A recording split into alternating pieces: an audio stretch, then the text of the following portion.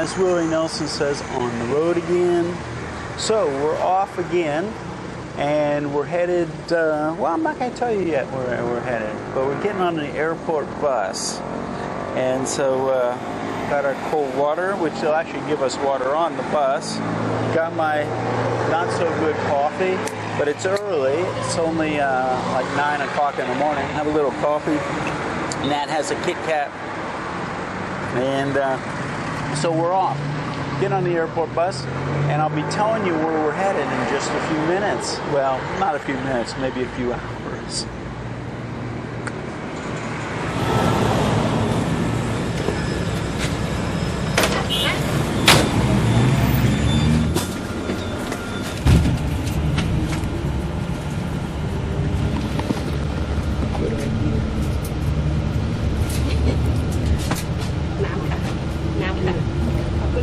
Shall we begin?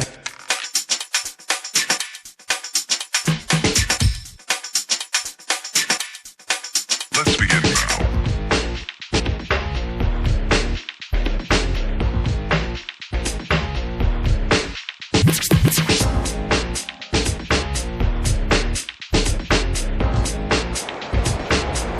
Guess where we're going? We're going back to Vietnam. Yay!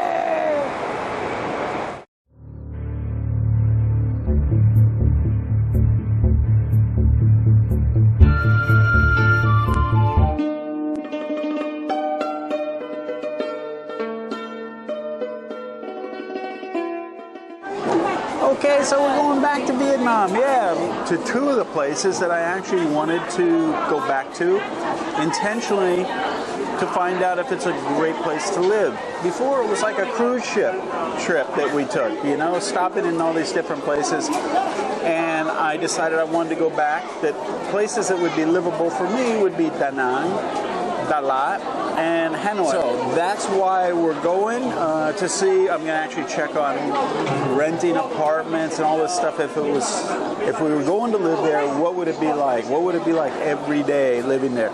So that's the intention. One thing I want to mention: if you're living in Thailand and you have a long-term visa, make sure, and I got to say this because a lot of my members and stuff, they have this challenge when they come back to the country. Because they have a long-term visa, but they didn't get a re-entry permit. You have to purchase a re-entry permit to leave Thailand and come back in without voiding a visa. So if you have a business visa, marriage visa, retirement extension, any of those extensions that are long-term, if you leave the country and come back in, you don't have a visa anymore. You would get a temporary stay in the kingdom stamp until you sorted out your visa issue. So make sure that you buy a re-entry permit before you leave the country. You get this at the immigration office. You can get them in the airports now. For a while you couldn't. And I think it's like 1,900 baht or something like that. Anyway, and you can get one or a single to go one time out of the country during the time you have your visa, or multiple and come and go as many times as you want. So keep that in mind. Also, if you have a long-term visa extension, every 90 days you have to report your address, and you report that to immigration. Well, as soon as you leave the country, that doesn't apply anymore. In other words, when you come back and re-enter the country, you start again at day one. 90 days from the time you re-enter the country, then you're going to have to report your address again. So I hope all that's helpful. Come along with us on our trip to Vietnam. It's going to be entertaining and exciting. Last time was more of a travel log. We're going to try and get up some videos that are going to be entertaining and informative. Come along with us.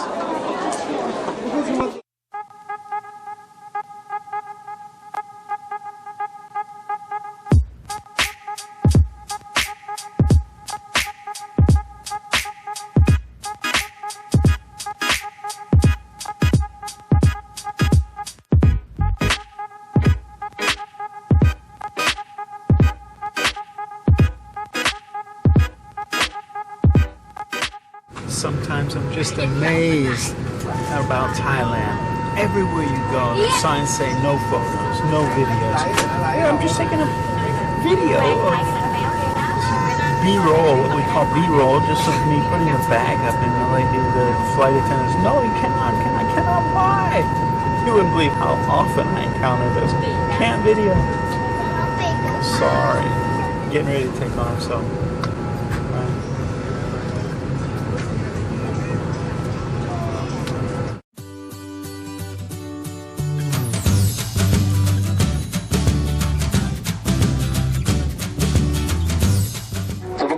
Okay, welcome to Saigon, Ho Chi Minh City. A couple things I want to mention. When we first boarded the plane and I was using the camera to shoot some video, the flight attendant came over and said, "No, you know, you cannot do that, cannot do that. Turn it off." But if you look at the regulations actually say not to use the camera during takeoff and landing. Can actually be used during the flight, and of course we were at the gate where we weren't even moving, the doors weren't even closed, so for them to tell me not to shoot, don't think that's the regulation. But anyway, we are in Saigon, Ho Chi Minh City, and I'm going to show you, I showed you how to apply for the visa, a pre-approval letter. So when you get to the airport and you arrive, you go through immigration and you can get your visa. And so I have my pre-approval letter right here. So we're going to go ahead and you just hand them that, and you hand them application as well that you filled out with personal information on it. And then the hard part is handing them the $135 US for a visa for an American. Of course, other countries it's a lot cheaper, but you get a shorter visa. So there you go. And also make sure that you use American dollars. You bring American dollars for the visa fee, the stamping fee, what they call the stamping fee, US dollars. They don't really like any other kind of currency. So there you go. We're in Saigon, Ho Chi Minh City. We've got a short layover. I think I grabbed my visa here, get my luggage, check my luggage back in, and then we're off to Danang, and we'll be arriving in Danang tonight and sleeping in Danang for the first night in Vietnam. It's good to be back in Vietnam. Thank you. Have a good day.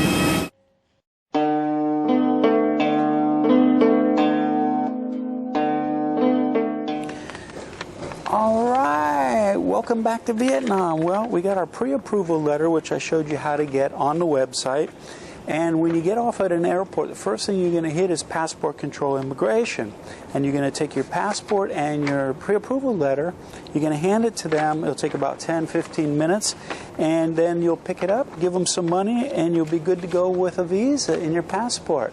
And remember, with a pre-approval letter, you got to come in at one of the 4 airports. If you get an e-visa, which I showed you how to get, you can come in land, sea, or air. So there you go. We're good to go. Let's go get a visa.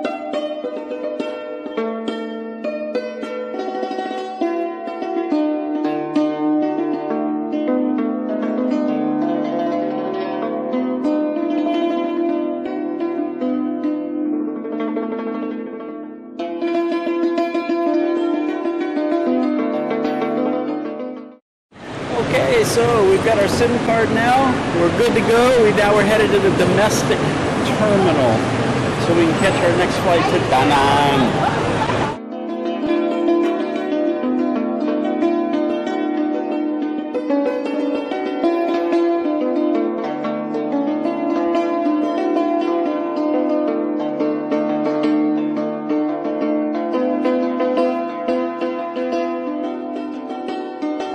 So we're at the gate, went through security, checked in, went through security, and we're in the domestic terminal getting ready to leave. Now this happened last time, so I wanted to mention it. The domestic airport in Ho Chi Minh City in Saigon is a little disorganized. So we showed up at gate 3, so we got gate 3 here, and it says BL, the flight BL 524. Well, we're on BL 596, which started boarding supposedly at 6:50 and leaves at 7:20. Well, it's already almost 7:20, and that number, our number, is not even up here. So I went and asked them, and they said, well, it's going to be about 15 minutes. So if you showed up here, just like we did, and look for this flight at this gate, there isn't one. And so I guess they already have the next flight up there, but ours hasn't even left yet. So we were sort of panicking, thinking, okay, we're late. The plane's going to leave in like 5 minutes, and it's not even up there. But he said, just wait. So there you go. A little bit of panic, but we're still good to go. So we're going to board, and I forget how long the flight is, but then we'll be in Danang, be able to head off to our hotel. But if you come to this airport and domestic side, you might encounter some of this confusion. So I guess all these people are waiting for the same flight, and looks like they're going to allow us to get on now. Okay, we're on our way to Danang.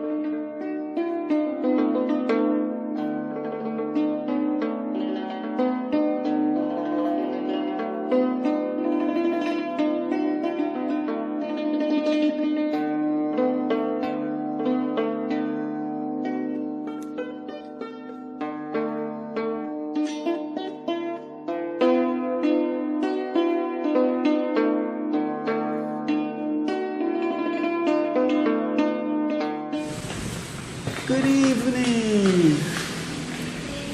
How are you? I know, long time no see. All right. Remember me, huh? Yes, I remember. Wow. Your room 704. Okay. Thank you. Good night. Good night. I have another question. Yes. Somebody told me that I can leave a copy of my passport and keep my passport. Can I do this? Yes. It's possible, huh? So you can make a copy? Yes. Ah, good. Hey, there I am. Thank you. So there, it's official. You can actually have them keep a copy, and you can keep your passport. That's really good news, because as you probably know, after watching my videos for so long, I'm not a fan of giving up my passport. So every time I check into a hotel and they say, can we keep your passport or give us your passport, they never give it back. So when I was here last time, I think it was a lady at Green Eco Homestay said, well, you can leave a copy of your passport. So I thought I would check that out and say, hey, can I have my passport and you keep a copy? And they said, yeah. So, hey, we're good to go. I got my passport back. I'm a happy camper. Okay, we got a bike now. We rented the bike, and Nat's telling me that's the wrong one. So we're good. We're going to be going out. We're going to actually try and find, last time I was here, I ate...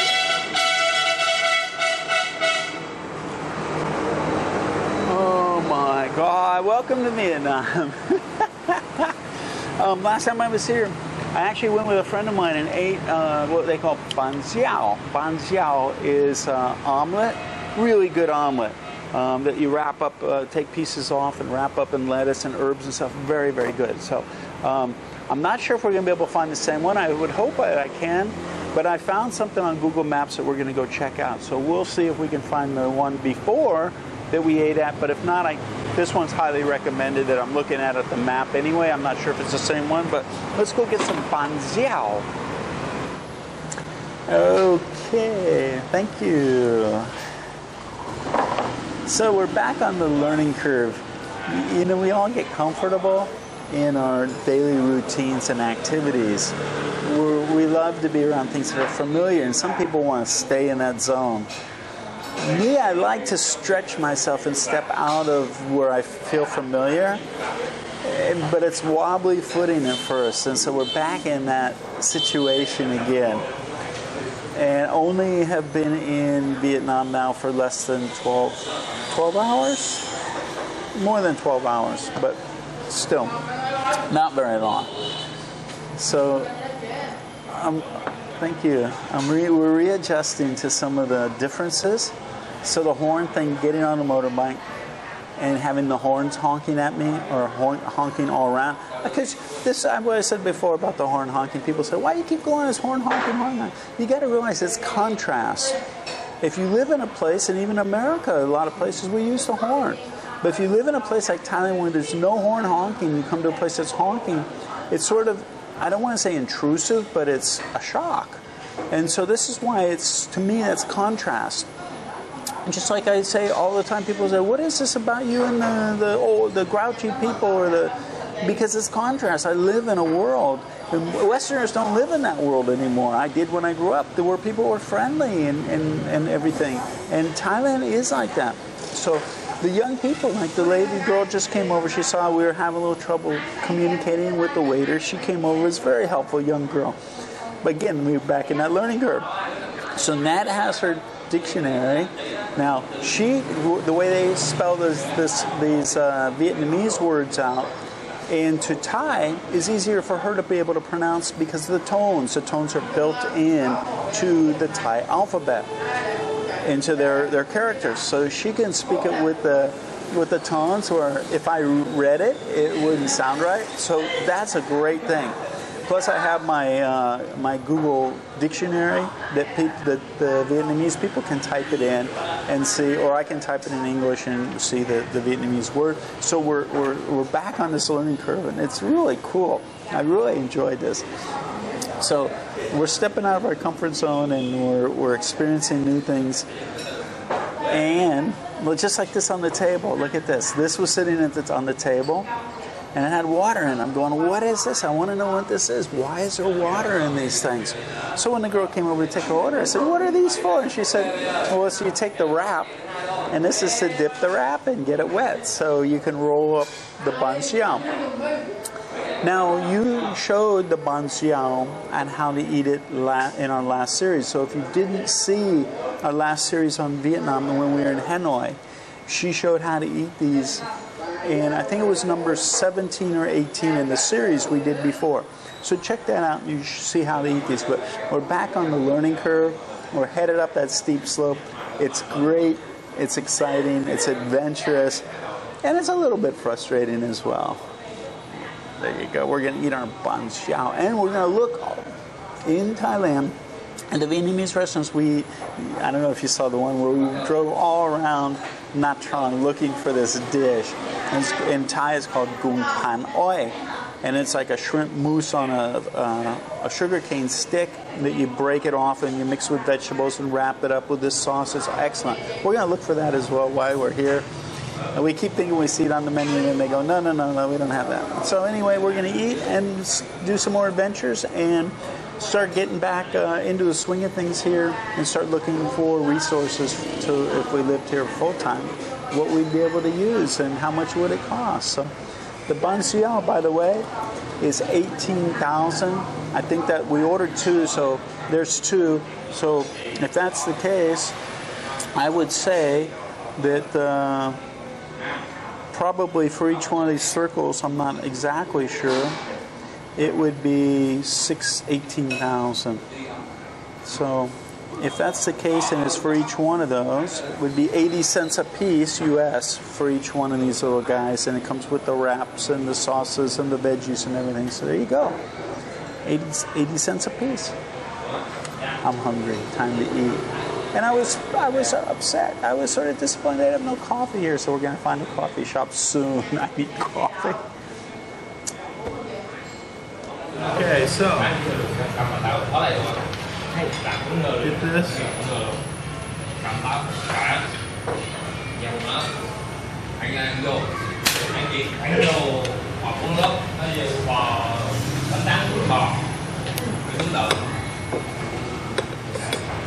So every table comes with a pair of scissors.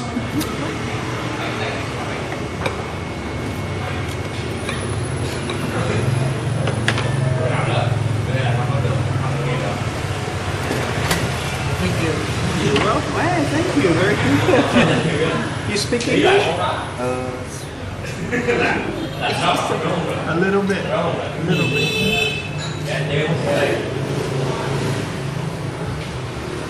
Okay.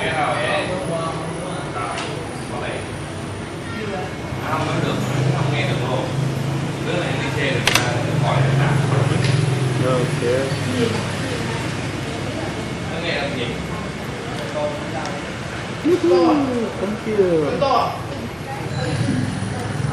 This one? Okay. Okay. All right.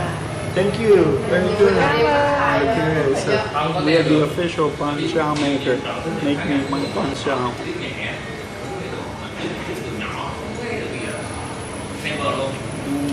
Just as good as I remember. Awesome. Okay, we finished our bun chow. Bun chow was excellent. There was not enough on the plate to make a positive ID. We actually ate too many of them up. But one thing I wanted to mention to you North Americans that probably aren't familiar with this, when you come over to a lot of countries, Philippines, Vietnam, and you're going to want to use the bathroom, you can learn how to say it in the language, but you can also look around, you'll usually see a sign. Like right here, there's a sign, and it says WC. WC stands for water closet. If you see WC, like this little sign right here, it actually means the bathroom. So if you're looking for a bathroom, just look for the sign that says WC, water closet. In many countries, there's a certain group of foods that we eat with our hands.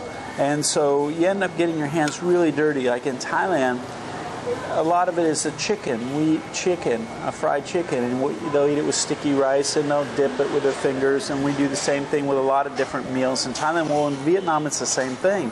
Like this bánh xèo we just ate, you basically dip it in the sauces with your fingers, and you're rolling it up with your fingers, so your fingers get a little bit messy. Now, you could use the bathroom and go in there and wash up, but a lot of these places where you're eating foods with your fingers, they provide sinks for you to wash your hands. So in this case, there's one right over here. I'm going to go wash up my hands, and then we're out of here and go look for some more things to share with y'all.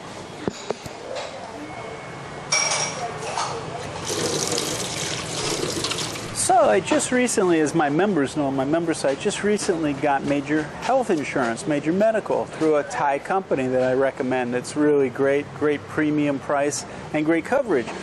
But when I got my policy back, they said, you're covered, no problem, but we needed you to get, you're not covered until you get 2 tests for those particular things. One was a PSA test for prostate test for a specific antigen. And then once I submitted that test, I'd be covered for that if I didn't have an existing problem. The other one was for cataracts. And so what I decided to do was, last time I was in Vietnam, I didn't cover the medical very well as far as, you know, can doctors speak English, how much does it cost? So I'm at an eye hospital in Danang, and what I'm going to do is go in and see if I can get the cataract test, see how well the doctors speak and how much it's going to cost, and see what kind of... see how it all works here, because it's socialized medicine in Vietnam. So this is I guess a private hospital, so we'll go see how it all works out. So let's go check it out, and let's go check out my eyes at the hospital. Okay, so I finished up. I'm still in the hospital, and I'll tell you why. Some people spoke English. A couple of the doctors spoke English, so I told them I wanted the cataract test. Get this, the price was 50 cents US for the test. Went in and saw the doctor. She took the cataract test. And then they asked me, do I wear glasses? I said, yes. So I told them, but my glasses are like, I don't know, 25 years old, 20 years old or something. Last time I had a new prescription. And so, in fact, I did a video, I think for my members, about bending my glasses, and I went to have them fixed in Thailand. And they said, no, the frames are too old, we're afraid to break them, to reform them back to where they were. So anyway, so they said, well, why don't you go get an eye test and check your eyes and see what prescription. So I went up. Guess how much? 58 cents for the eye test with an optometrist or ophthalmologist. I'm not sure which one. Ophthalmologist. So anyway, they did the test and gave me a prescription for glasses that I can use for the computer. So I'm thinking, oh no, they're going to hit me up for some glasses now. So I said, well, these are old. They said, you want to replace the glass in them? I said, no, the frames are too old. We'll just go with the whole frame, the new glass and everything. Or I guess they're plastic lenses now, I'm not sure. So anyway, so we picked out some. I'm thinking, oh, here comes the big hit. This was the upsell. Guess how much the glasses with the prescription lenses in the frames complete? Guess how much? $28 US. $28 in Thailand. For Nat's daughter, I bought her a pair of glasses. It was over $100. Here's $28 for the glasses with the prescription lenses, 50 cents for one test, 58 cents for another test. This was a deal. Now, was it a little bit of a challenge? Yes, it was. In fact, I need the paper about the cataract test to give to my insurance company, which is the whole purpose I came in. This was a little bit of a challenge because the doctor had already gone home. But she'd already written up the test. So I think what happened was the doctor on call now actually signed the test. I'm not sure how that all worked. Or this is the doctor that I saw, but they're saying I can't see her again because she's already gone. This was the challenge, a little bit in the communication of getting all this done. Not getting it done. The tests, everything were clear cut, everything was great, explained well. It was trying to get the paper for an insurance that I wanted to submit and all that. That's where the confusion came in. But this was a very pleasurable experience.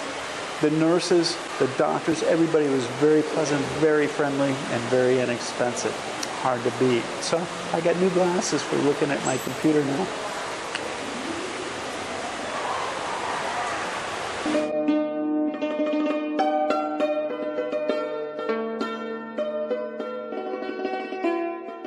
Hey, JC here. If you like that video, make sure to give us a thumbs up and subscribe to our channel here.